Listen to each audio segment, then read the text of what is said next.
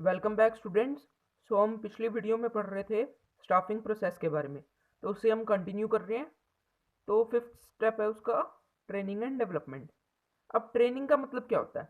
Training मतलब जैसे physical activities में हम ट्रेनिंग देते हैं, उसी तरह ऑर्गेनाइजेशन में भी एम्प्लॉयज़ को ट्रेनिंग दी जाती है। उससे क्या होता है, उनकी नॉलेज, स्किल्स और एप्टीट्यूड तीनों इम्प्रूव होते हैं प्रैक्टिकली। तो इन सबको इम्प्रूव करने के लिए हम ट्रेनिंग देते हैं। उसके बाद है development. Development refers to enhancing the overall growth and the skills of a person. तो डेवलपमेंट में क्या होता है कि उसमें भी ग्रोथ और स्किल्स जो पर्सन के होते हैं उसको इम्प्रूव करने के लिए काम किया जाता है। अब ट्रेनिंग और डेवलपमेंट दोनों एक जैसे दिखते हैं, पर इन दोनों में छोटा सा डिफरेंस है। ट्रेनिंग जो होता है ना, वो सिर्फ उस जॉब के लिए लिमिटेड होता है, और डेवलपमेंट जो होता है वो पूरे करियर के लिए होता है। अब मान लो कि एक पर्सन है, उसको ऑर्गेनाइजेशन में ट्रेनिंग दी जा रही है कि आप डाटा किस तरह कलेक्ट कर सकते हो ईजिली, जो कि डायनेमिक इन्वायरमेंट की नीड है। डायनेमिक इन्वायरमेंट मतलब चेंजिंग इन्वायरमेंट की नीड है, उस तरह उसको ट्रेनिंग दी जाती है। तो वो एक हो गया उसका जॉब ओरिएंटेड प्रोसेस, मतलब उसका काम है डाटा कलेक्ट करना, और वो किस तरह उसको और इजीली कर सकता है, एफिशिएंटली कर रहा है, वो सारा हम ट्रेनिंग में पढ़ते हैं। और मान लो कि एक मैनेजर ने कहा कि उसके एम्प्लॉयज़ को पर्सनैलिटी डेवलपमेंट कोर्स के लिए जाना बहुत ज़रूरी है, ताकि वो आगे प्रमोशन और ग्रोथ और सर्वाइवल के लिए काम करे बिजनेस के।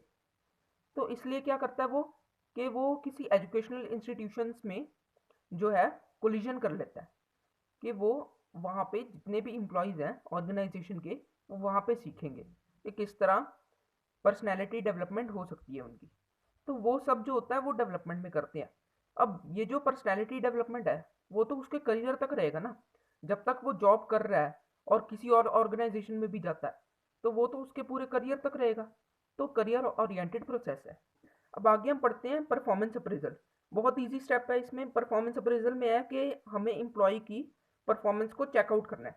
उसको ट्रेनिंग एंड डेवलपमेंट दी गई है, तो एम्प्लॉय को चेक करना है कि उसमें कितना सुधार आया। तो जो सुधार देखना है एम्प्लॉय का, वो अगेंस्ट प्री डिटरमाइंड स्टैंडर्ड्स के बेस पे होता है।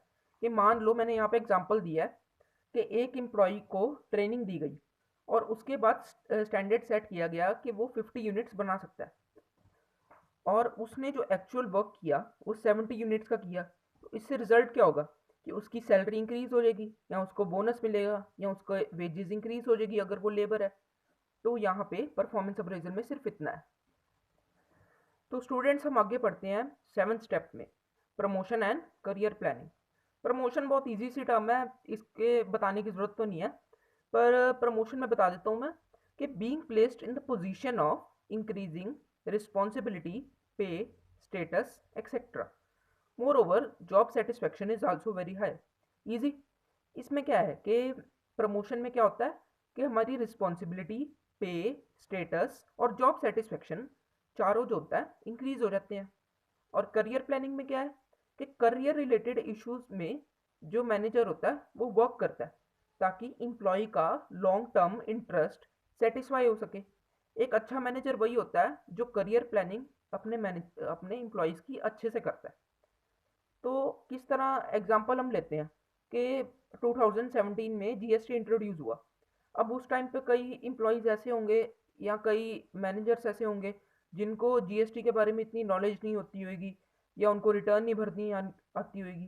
तो वो क्या करते हैं कि एम्प्लॉयज़ को किसी एजुकेशनल इंस्टीट्यूशन में भेज देते हैं, या किसी इंस्टीट्यूशंस में भेज देते हैं कि यहाँ पे जाओ और आप सीख कर आओ कि किस तरह जीएसटी की रिटर्न भरी जाती है, ताकि एम्प्लॉयज़ जो है वो एक स्किल भी एक्वायर कर लेंगे, और ऑर्गेनाइजेशन को बाहर पैसा भी नहीं खर्च करना पड़ेगा जीएसटी की रिटर्न भरने के लिए। तो करियर प्लानिंग का ये बहुत अच्छा एग्जाम्पल है। इसके बाद आता है कंपनसेशन। कंपनसेशन क्या है? कंपनसेशन है कि जब एम्प्लॉय को सैलरी मिलती है, या उसको किसी भी तरह की पे मिलती है, चाहे वो डायरेक्ट हो चाहे वो इनडायरेक्ट हो। ज़रूरी नहीं है कि सैलरी ही इंक्लूड होगी कंपनसेशन में। जैसे किसी एम्प्लॉय को वैकेशन दी गई कि आप यूरोप का ट्रिप कराओ, तो वो भी उसका एक कंपनसेशन है। एम्प्लॉय की इंश्योरेंस करा दी किसी मैनेजर ने, तो वो भी उसका कंपेंसेशन है।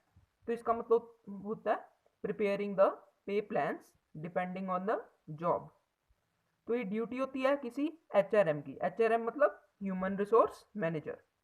तो compensation are the pay plans or rewards, incentives, commissions and bonuses going to the employees.